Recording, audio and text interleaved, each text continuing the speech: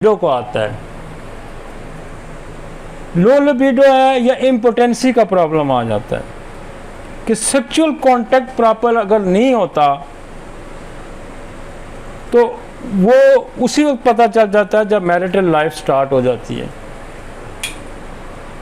तो हमें ये चीज़ें मिलती हैं और बाज़ दफ़ा इन मसाइल की वजह से डाइवोर्स हो जाती हैं, सेपरेशन हो जाती है, अलहदगी हो जाती है। जो डे वन से जो चीज़ें हम फेस करते हैं वो हम लो लिबिडो या इम्पोटेंसी को हम देखते हैं कि सेक्सुअल कांटेक्ट नहीं हो पा रहा, और वो सेक्सुअल कांटेक्ट अगर 1 दिन नहीं होता, 2 दिन नहीं होता, 4 दिन नहीं होता, 10 दिन नहीं होता, वीक 2 वीक्स लोग वेट करते हैं। इससे ज़्यादा जब टाइम ज़्यादा हो जाता है तो फिर वो मसाइल जो हैं वो सामने आ जाते हैं और फिर वो आपसे लोग कांटेक्ट करेंगे, कंसल्ट करेंगे कि मेरे साथ मिल सकते। तो एक तो फैमिलियर ना होना, सेक्सुअल एजुकेशन का ना होना, सेक्स से अवेयरनेस ना होना, तो उसका एक फियर भी आता है।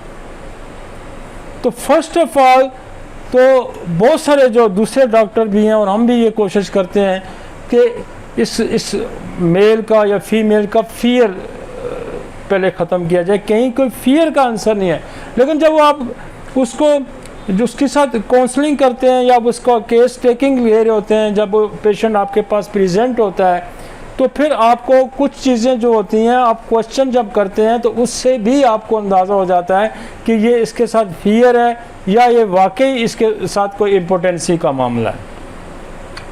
अब वो पहला सवाल जो आपका बनता है ना वो यही बनता है कि आप रूटीन में आपको एरेक्शन होती है या नहीं होती। तो अगर तो रूटीन में एरेक्शन होती है, उसको पहले होती थी, या मॉर्निंग एरेक्शन होती थी, या वैसे कोई थॉट्स आए या फीलिंग आए तो उसको एरेक्शन होती थी, तो इसका मतलब है कि उसको एरेक्शन तो होती है। ये मसला फियर का है, खौफ का है। तो यहाँ ही आपको पता चलता है। जब वो ये कहता है कि मुझे वैसे भी एरेक्शन नहीं होती तो इसका मतलब है ये एक प्रॉब्लम ज़्यादा सीरियस है। तो फर्स्ट तो आपका जो प्रॉब्लम है कि अगर वो अदरवाइज़ वो नॉर्मल है, लेकिन जब वो कपुलेशन करने के लिए जाता है तो फिर उसको एरेक्शन प्रॉपरली होती भी है, तो अगर वो ख़त्म हो जाती है तो वो फेलियर है। तो उसके लिए आप इग्नेशिया दे सकते हैं। उसके लिए आप जलसीम, मोस्ट कॉमनली हमारे पास जलसीम के बहुत अच्छे रिज़ल्ट हैं। आप जलसीम 1 mg की, या अगर आप ज़्यादा एग्रेसिव आपको चाहिए तो CM की एक डोज दे दें या 1 mg की एक डोज दें, तो उसका प्रॉब्लम सॉल्व हो जाएगा। सेकेंडली ये जो आपने लाइफ के अंदर इमोशनल सप्रेशन हुई होती है, सेक्सुअल सप्रेशन भी हो जाती है, तो अगर आप जलसीम के बाद अगर किसी दूसरी दवाई की ज़रूरत पड़ती है तो वो स्टेफिसाइगेरिया की ज़रूरत पड़ती है। तो आप जलसीम की एक डोज दे दें, स्टेफिसाइगेरिया। अगर आपके पास फर्स्ट डे ही बंदा आ जाता है तो आप जलसीम और स्टेफिसाइगेरिया, लेकिन अगर आपके पास 2, 3, 4 दिन गुजर जाते हैं तो बंदा आता है, तो फिर आप चूँकि वो बंदा शॉक में भी चला जाता है, उसके साथ ट्रॉमा भी शुरू हो गया है कि वो सोचता कि ये मेरे साथ क्या हो गया, तो वो डिसअपॉइंटमेंट भी आ जाती है, शॉक भी आ जाता है। तो फिर आप इग्नेशिया जलसीम का इस्तेमाल कर सकते हैं और फिर स्टेफिसाइगेरिया की तरफ आ जा सकते हैं। तो ये जब फियर ख़त्म होगा तो वो बंदा नॉर्मल हो जाएगा। ठीक। अब हमारे पास ये होता है कि बाज़ लोगों के अंदर, हमारे पास बेशुमार कपल आते हैं, वो कहते हैं मुझे तो इस चीज़ की डिज़ायर ही नहीं होती। जो डिज़ायर ना होना, इसको हम कहते हैं कि ये लो लिबिडो है या लिबिडो ही नहीं है, ख्वाहिश ही नहीं है। लिबिडो लफ्ज़ जो है वो सेक्सुअल एक्साइटमेंट या सेक्सुअल डिज़ायर के लिए यूज़ होता है कि कोई बंदा कहता है वो सेक्सुअली ठीक होता है, लेकिन वो कहता है मेरी लिबिडो ही नहीं है, मुझे ख्वाहिश ही नहीं है, मुझे दिल ही नहीं करता, या कोई इन्जॉयमेंट में नहीं है, तो उसको हम लो लिबिडो। तो यहाँ हम उसको, पहला तो हमें फियर आएगा, सेकेंड ही लो लिबिडो आएगा कि एक बंदे के अंदर वो स्ट्रॉन्ग डिज़ायर ही नहीं है, ख्वाहिश नहीं है, तो उसको हमने हल करना है। तो हमारे पास बहुत सारी अद्वियात हैं जो लो लिबिडो को कवर करती हैं। उसकी थोड़ी सी हिस्ट्री भी लेनी पड़ती है, क्या कोई मास्टरबेशन की हिस्ट्री थी, एक्सेसिव सेक्सुअल उसका पास्ट हिस्ट्री उसके अंदर पाई जा रही है, तो उसको हम ज़रूर कंसीडर करेंगे। और अगर आप इन चीज़ों को समझते हैं, अगर आप समझते हैं तो बहुत सारी फैमिली की जो ब्रेक होता है उसको आप सेव कर सकते हैं। और मैं आपको बताऊं कि हमने हज़ारों फैमिलीज़ को सेव किया और उनकी नॉर्मलाइज लाइफ की तरफ ले गए। हालांकि मामलात बहुत मामूली थे, छोटे छोटे नीयत के थे, तो वो कॉन्फ्लिक्ट बढ़ता जाता है और फिर वो आखिर जो है ना वो सेपरेशन पे चली जाती है, बाद डाइवोर्स पे चली जाती है। तो एक तो हमारे पास बहुत अच्छी दवाई है ओनोस्मोडियम। ये मूमन में एक और डोज ही हम देते हैं, ये मेल और फीमेल दोनों में काम आती है कि एक डोज दे दें तो उसकी जो लिबिडो लेवल है वो बेहतर हो जाता है। अच्छा, हिस्ट्री कहीं आपको देखें गोनोरियल हिस्ट्री पाई जाती है, साइकोटिक पेशेंट है तो मेडोरिनम बहुत अच्छा रिस्पांस करती है। 200 की एक डोज दे दें तो उसके अंदर डिज़ायर, उसको लिबिडो, उसको सारा फ़ौरन, बल्कि अगले दिन ही मरीज़ आके कहेगा जी वो 1 डोज से ही मैं काफ़ी बेहतर हो गया हूँ। एग्नेस कास्टस भी रिलेटेड है, बहुत ज़्यादा सेक्सुअल एक्टिविटीज़ में रहा हो बंदा और साइकोसिस भी हुआ, उसको गोनोरिया भी रिपीटेडली हुआ, तो एग्नेस बहुत अच्छा रिस्पांस करती है। इसी तरह कास्टिकम है, ये भी अच्छा रिस्पांस करती है। ब्राटाकार्ब अच्छा रिस्पांस करती है। ग्रेपफ्रूट जो है ये भी जो है आपकी जो सेक्सुअल क्विक डिस्चार्जिंग है और लो लिबिडो है, तो ग्रेपफ्रूट जो है आपका जो उसके क्विक डिस्चार्जिंग है या टाइम पीरियड जो उसका कम होता है उसको बेहतर कर देती है। ये अम्पल्ला है, उस दवाई एसिड फास्ट भी यही काम करती है, तो ये उसके ड्यूरेशन को जो है उसको बढ़ा देती है। अब हमारे पास एक और दवाई है स्टेफिस एगेरिया, जिसका मैंने पहले भी जिक्र किया। स्टेफिस एगेरिया बेसिकली हमने इसको पहले चैप्टर में जहाँ मैंने इमोशनल चीज़ें डिस्कस की थी वहाँ भी हमने स्टेफिस एगेरिया को डिस्कस किया। स्टेफिस एगेरिया बेसिकली इसके अंदर इमोशनल सप्रेशन बहुत ज़्यादा पाई जाती है।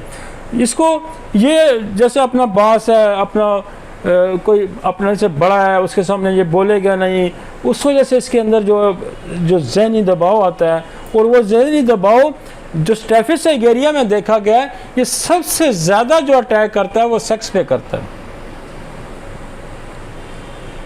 ये जो है ना, ये वो लोग होते हैं कि जो किसी भी इनके सख्ती की जाए, जैसे पेरेंट्स, वालिद है बहुत सख्त है, या कोई ऑफिस में कोई बॉस है वो बहुत सख्त है, तो ये उनके सामने या वालिद के सामने बच्चा नहीं बोल सकता, और वो नहीं बोलता तो वो उसके अंदर एक सप्रेशन होती रहती है, और वो सप्रेशन का जो अटैक आएगा वो सेक्सुअल ऑर्गन पे ज़्यादा आएगा।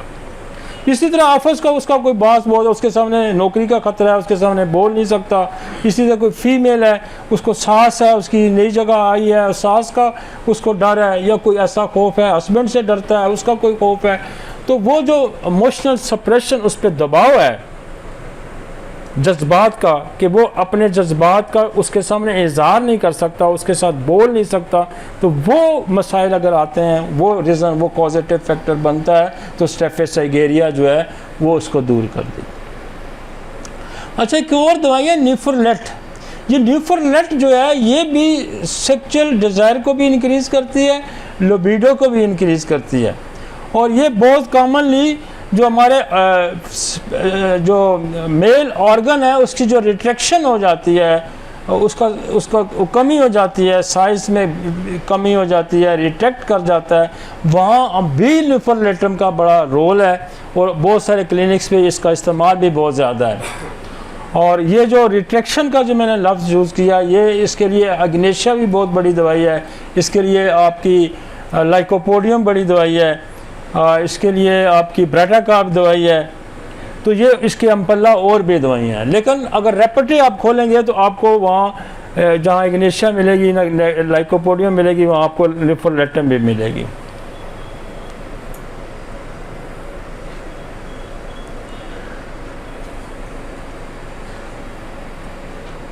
तो ये फियर जो है ये फीमेल में भी पाया जाता है,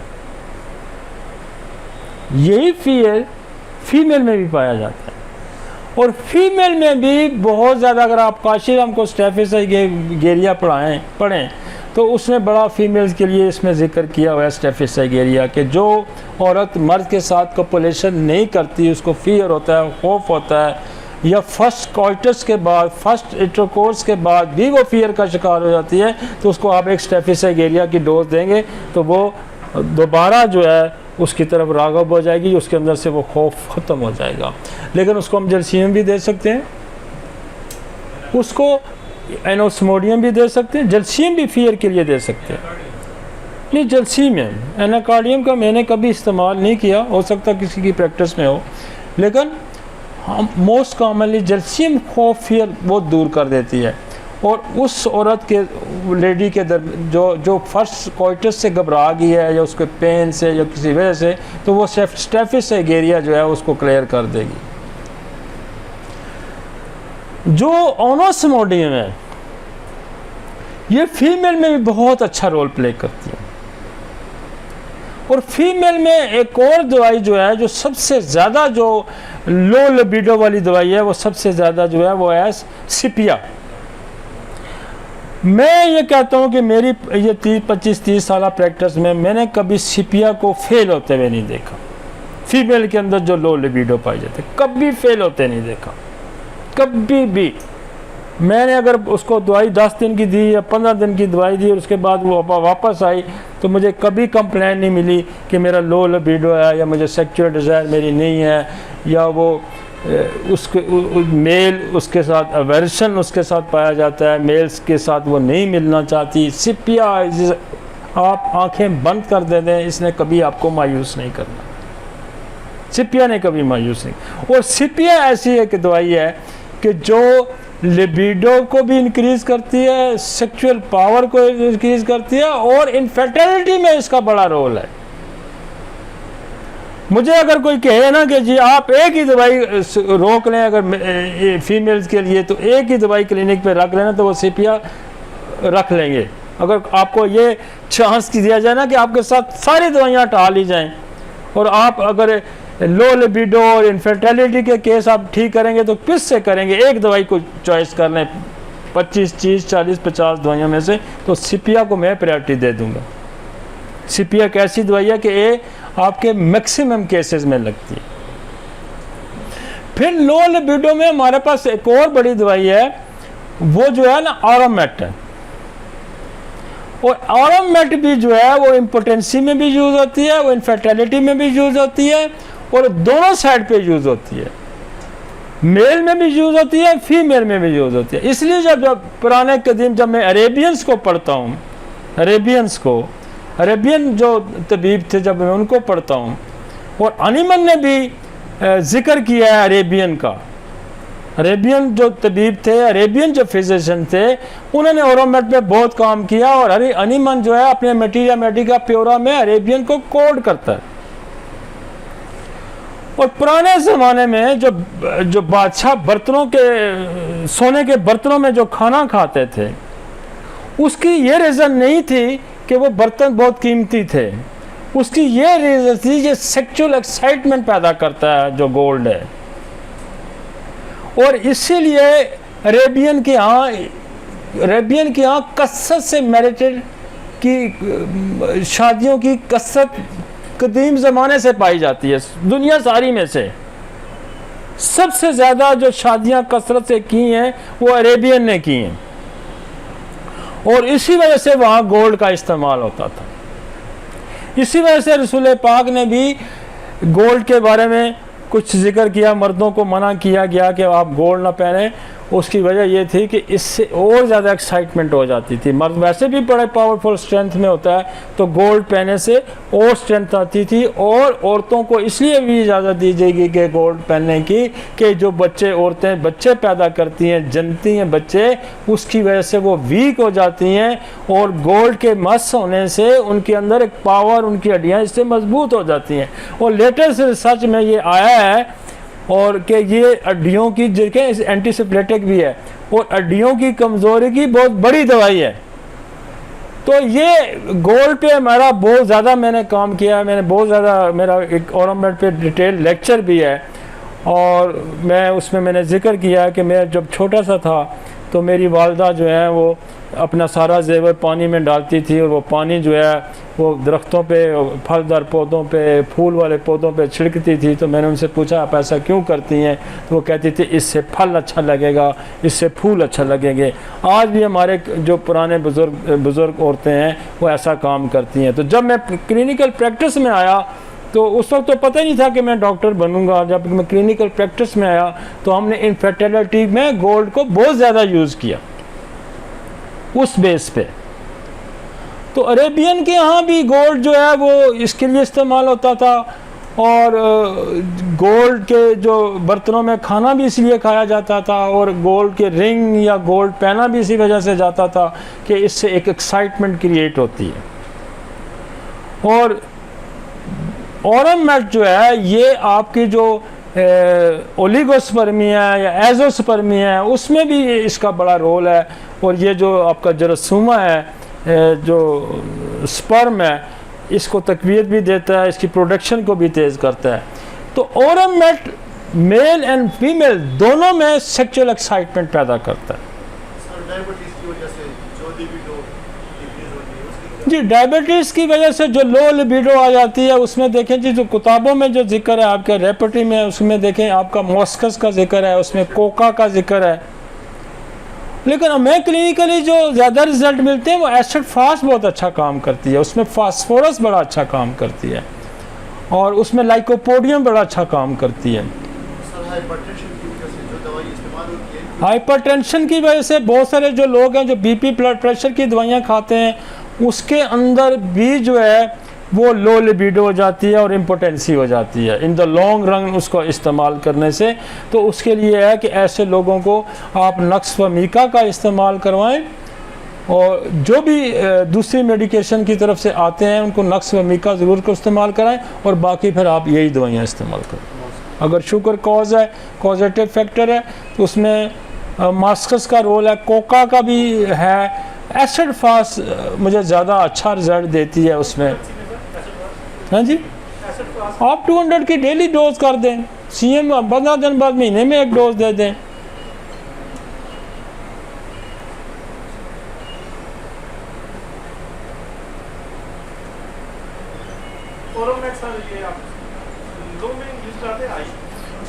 ओरम मेट जो है ना वो बेसिकली हम मंथली अगर हमने देना या 15 दिन बाद तो सीएम की डोज देते हैं, रोज़ 200 दे देते हैं। तो ओरम मेट जो है वो आपका लो लिबिडो, इम्पोटेंसी, वीकनेस, वो इसमें मेल एंड फीमेल में दोनों इसका बड़ा अच्छा रोल है। आज लोग सर बाहर जाते हैं तो ठीक होते हैं, अपने घर में भी। हाँ, वो इशू कुछ असल में वो इशू जो है वो इमोशनल इश्यूज भी हैं। आपकी मेंटल कैपेबिलिटी किसके साथ बनती है, आप क्या चैन चाहते हैं, आपकी डिज़ायर कितनी है। जो सवाल इन्होंने किया कि बहुत सारे लोग हैं जो अपने घर पे सेक्सुअल एक्टिविटी इतनी अच्छी नहीं करते, बाहर ज़्यादा अच्छी कर सकते हैं, और बहुत सारे ऐसे लोग हैं जो बाहर नहीं कर सकते, घर में उनकी सेक्सुअल एक्टिविटी ठीक होती है। वो बेसिकली आपकी इमोशनल अटैचमेंट पे है, और वो फिर आपका मेंटल जो लेवल है और उसकी भी बात है कि आप कितना क्योंकि मर्द जो है वो बेसिकली इसीलिए उसको ज़्यादा शादियों की इजाज़त भी देगी है इस्लाम में कि ये बेसिकली सेक्सुअली बहुत ज़्यादा स्ट्रांग है बिनिस्बत फीमेल के, और इसलिए इसको इस चीज़ की इजाज़त भी दी गई है कि वो ज़्यादा शादियां कर सकता है। जो जिस फ़लसफ़े को मैं समझ रहा हूँ उसकी प्रेशर को रिलीज़ करना या एक फ़ीमेल के साथ रहने को, अगर वो बहुत ज़्यादा स्ट्रेंथ में है, पावरफुल है, तो उस प्रेशर को, एक औरत पे प्रेशर को डिक्रीज़ करना, तो उस पॉइंट ऑफ व्यू से भी अगर इस सोच को, इस फ़लसफ़े को अगर देखा जाए तो एक तो जो जिस हद तक मैंने स्टडी की है, इस्लामिक स्टडी, उसमें दो मेन एस्पेक्ट ये भी थे। एक तो औरतों को सोशली जो औरतें गरीब हैं या उनके साथ या बेवा हो जाती हैं, उनके साथ इनकरेज किया गया कि शादियां करें ताकि वो भी सोशली बैलेंस पे आ जाएं। और दूसरी जो एक वजह तो बड़ी ये थी, और दूसरी वजह सी कि मेल जो है वो सेक्सुअली इतना स्ट्रॉन्ग होता था कि एक औरत के साथ उसका गुजारा नहीं था तो उसको परमिशन दी गई, मैं जो जहाँ तक समझता हूँ। लेकिन इसमें सोशल इंस्पेक्ट भी बहुत ज़्यादा है कि मतलब अगर औरतें ज़्यादा हैं तो फिर उस ज़्यादा शादियाँ की जाएँ ताकि वो उसका स्टेटस या उसका जो लेवल है वो बराबर आ सके। लेकिन बहरहाल हमने तो एक तभी लिहाज से बात करनी है कि तभी लिहाज से चूँकि मेल बहुत ज़्यादा स्ट्रॉन्ग है तो वो मल्टीपल सेक्स की तरफ जाता है, वो मल्टीपल सेक्स की तरफ जाता है। और इसलिए बहुत सारी चीज़ों का इस्तेमाल हो रहा है दुनिया में, और चूँकि हम डॉक्टर हैं हमें सारी चीज़ों पे नज़र रखनी है कि कोई आपके पास ड्रग्स का इस्तेमाल करके आ रहा है, कोई नारकोटिक्स का इस्तेमाल करके आ रहा है, कोई बीपी की दवाइयाँ खा के आ रहा है, कोई माने अमल दवाइयाँ खा के आ रहा है, तो वो सारा कुछ आपने उसको देखना है, उसी पैराए में आपने उसको ट्रीट भी करना है। डिस्चार्ज के इशू है ये भी बहुत ज़्यादा आजकल। हाँ, उसको मैं अभी कर भी रहा हूँ।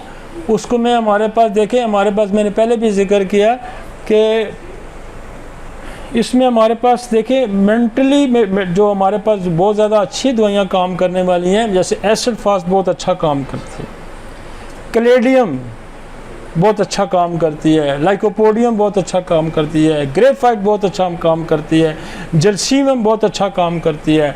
आपको किताबों में और भी दवाइयाँ मिलेंगी जैसे टाइटेनियम का जिक्र है, लेकिन वो हमारे पास मेरी प्रैक्टिस में कोई बेहतर रिज़ल्ट उसने नहीं दिए। लेकिन हमारे पास जो रिज़ल्ट है सबसे ज़्यादा एसिड फास्ट के रिज़ल्ट है।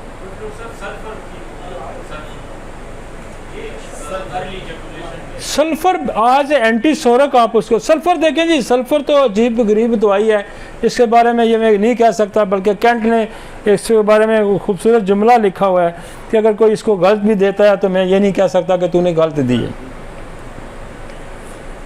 सल्फ़र के बारे में कैंट ये लिखता है कि अगर इसको कोई गलत भी देता है ना तो मैं उसको ये नहीं कह सकता कि तूने गलत दवाई दी है। सल्फ़र तो एंटीसोरक है और बहुत बड़ी दवाई है, बहुत जगह पे इसके रिज़ल्ट मिलते हैं जहाँ किसी और दवा के नहीं मिलते। लेकिन सल्फ़र तो आप गायब इन दवाओं के साथ दे सकते हैं, आप एज ए इंटरकरेंट रेमेडी के भी दौड़ सकते हैं। अब देखें यहाँ जो मेल एंड फीमेल की मेंटल कैपेबिलिटी जो है, मेंटल मुताबिकत जो है वो बड़ी अहम है। अगर औरत डोमिनेटिंग है और मर्द डोमिनेटिंग नहीं है तो वहाँ भी क्विक एजुकेशन के ज़्यादा चांसेस हैं। तो वहाँ आपको फिर जलसीम, इग्नेशिया, स्टेफिस एगेरिया ये देनी पड़ेगी ताकि उसकी जो वो लेवल है वो लेवल को भी बराबर करना है। ये बहुत जो बारीकी की चीज़ है कि वो लेवल ही नहीं है, फैमिली स्टेटस वो नहीं है, एजुकेशनल स्टेटस वो नहीं है, मेंटल स्टेटस वो नहीं है, तो वहाँ भी क्विक एजुकेशन ज़्यादा होगी। समझ आई आपको मेरी बात? तो वहाँ उस माइंड को बढ़ाना है, उस मेंटल स्टेटस को बढ़ाना है, उस माइंड के अंदर जो वीकनेस है, जो कमज़ोरी है, उसको बेहतर करना है, जो जिसको कहते हैं असासे कमतरी को इम्प्रूव करना है। तो उससे भी ये जो आपका क्विक लेकिन physically acid fast is a very strong medicine, graphite is a very strong, graphite बहुत ज़्यादा स्ट्रॉन्ग मेडिसिन है। आपके जो कैलेडियम, सेलेनियम, लाइकोपोडियम, कोनियम, ये सारी जो हैं ये वो मेडिसिन है जो क्विक एजुकेशन को रोकती हैं, बढ़ाती हैं। काली कार्प, कलकेरिया कार्प,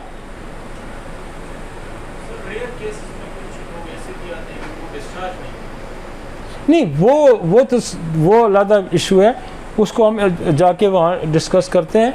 इसमें जो हमारा एजोस्पर्मिया एलिगोस्पर्मिया में वो प्रोडक्शन का मामला है।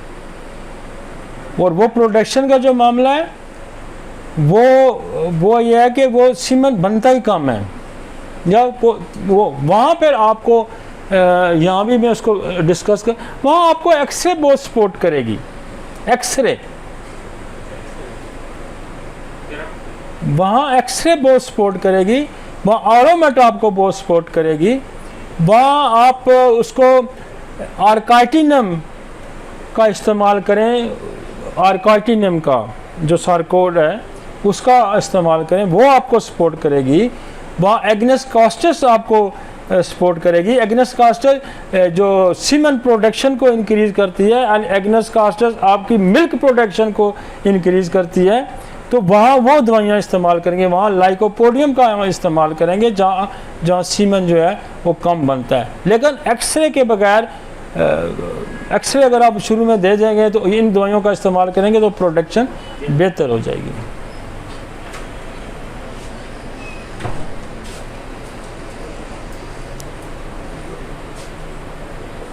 अच्छा, ये बहुत क्राइसिस आते हैं।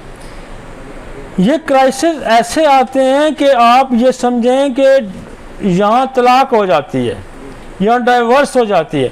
आपका ये काम है तो दोनों साइड्स को बराबर करना, और ये बड़ी मज़े की साइंस है। ये एक डोज से लोग ठीक हो जाते हैं, एक डोज से लोग ठीक हो जाते हैं।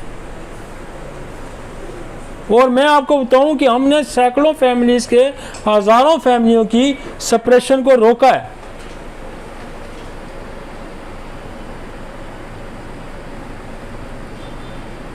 और ये जब प्रॉब्लम क्रॉनिक हो जाता है ना, जब थोड़ा बढ़ जाता है, कुछ दिन गुजर जाते हैं, फिर इस एलिमेंट के साथ शॉक सदमा ऐड हो जाता है, वहाँ फिर आपको इग्नेशिया की ज़रूरत पड़ेगी।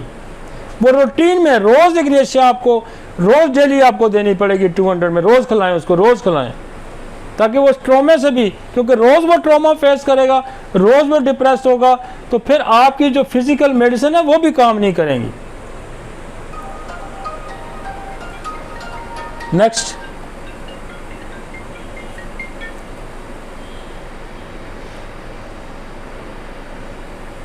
आगे चलते हैं।